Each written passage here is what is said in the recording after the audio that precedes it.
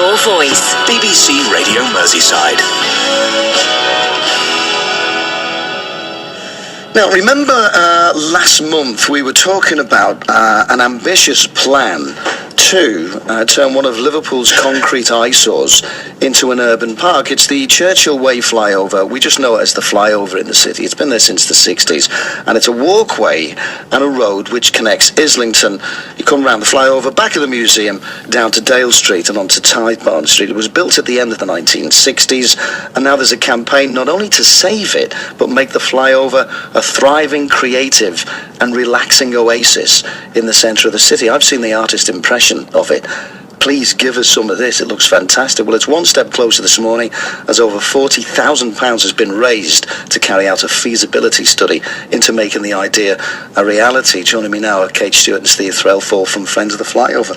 Good morning. Good morning to you. Morning. It looks great on the artist impression, doesn't it? It does, doesn't it? Yeah, but all artist impressions look great, don't And they? it's fair to say that's a kind of snapshot with everything put in it. I don't think any one zone will look exactly like that. Yeah, so the idea is because there's one in New York, isn't there? There's like a garden, there's a Highliner in New York. Immensely successful in terms of not just visitor numbers, but in terms of what it's done for the area around it, for the city. It's really kind of pushed regeneration and brought a lot of income back into the city, which is amazing. Because to knock something down and to get rid of it is going to cost a lot of money. About £4 million in this case. So how much would it cost then to turn it into an oasis and keep it? Less than that. I mean, at the minute, and it's based on... I like your answer, less than that. Yeah, I like definitely less than that. Yeah. It's not based on structural drawings at the minute. It's based on artist impressions and kind of statements, etc. But a quantity survey looked at it, it's at about £2.5 million. Yeah, so but less. A massive step forward today because you've managed to come up with 40 grand in a real short space of time. Really? Which would suggest to me... The city wants it. The city wants it, yeah. And it's very emotional for us, actually, the last 48 hours. I mean, yesterday, a little snapshot story, we went to do a little movie, a thank you movie, which is on our Facebook page. We went to do a little thank you movie yesterday, and just as we put the cameras away, which is a bit devastating, we were stood underneath the walkways, and a guy in full lycra and helmet and stuff went across on his bike on the walkway and turned around and went, "Yeah, congratulations guys, brilliant." And we cried. We were just like... Could you we're going to get the camera back out. Could you just do it again for me?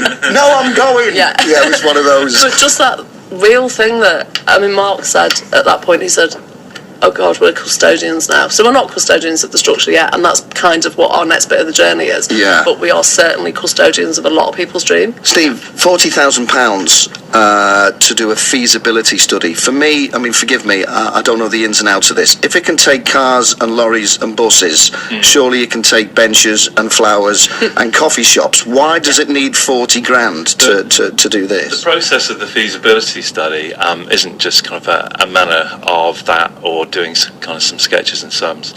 It's going to involve a whole raft of professionals that are kind of getting involved in that, and it's also going to involve a lot of community engagement as well. Yeah. You know, for this to really work for the city, you know, we want to pull a whole raft of neighbourhoods and organisations together to get involved in that. And also the one thing that's kind of really important to note as well, that sum as well, a lot of that is actually contributions in kind. There's a whole load of people and professionals that are donating their time that has helped to kind of culminate to that sum as well. So there's a massive will to engage and actually give over and above, actually. You mentioned an important point here, that you feel as though you are custodians of this.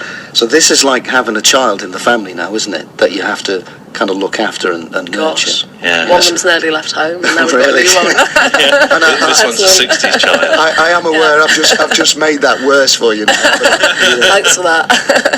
Yeah, I suppose it is. It's kind of, we've kind of created this, I suppose, the three of us from you know, a kind of a rash and excited conversation one evening. Now it's, you know, now we're kind of pushing through to deliver it. But if you, going back to the Highline conversation, the Highline happened because the structure was going to be demolished. The Highline is on a metal structure, which is an old overhead railway. It's like the overhead railway, isn't it? Yeah. When you see the film of King Kong, where he's ripping up the... that's what we're talking about, isn't it? Yeah. And that was due for demolition, and there was a community meeting, and two guys that had never met each other before found that they were kind of the most vocal in this community meeting, saying, why are we knocking it down? That seems like a waste of money. And those two guys went to the pub afterwards and started to get to know each other. They were from completely different backgrounds to each other, would never have met in any other circumstances. And neither of them had any project management experience or any design experience or planning experience or any of that. At least these three people, that's what we do for a day job.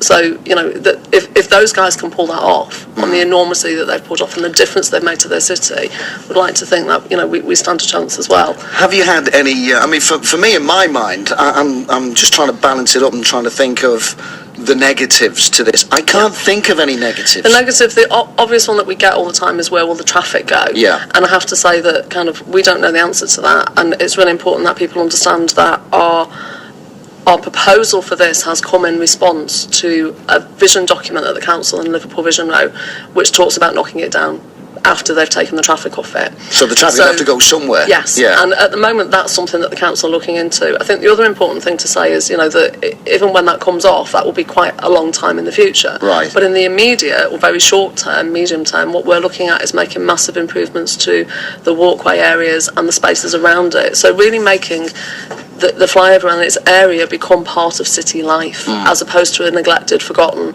slightly run down space and forbidding space, really kind of quite, you know, behind our beautiful public museum and gallery and library, etc. Well, it's a bit of a kind of, not a no-go area, but it's a bit of a kind of, it's a bit forgotten town, pretty isn't it? Grim, isn't it? And it also kind of like, it's our gateway to the north, if you like, and it's the north's entrance into the city. So it's kind of a little bit like the city's not looking northwards, and we should be doing that and embracing the north. We're almost out of time.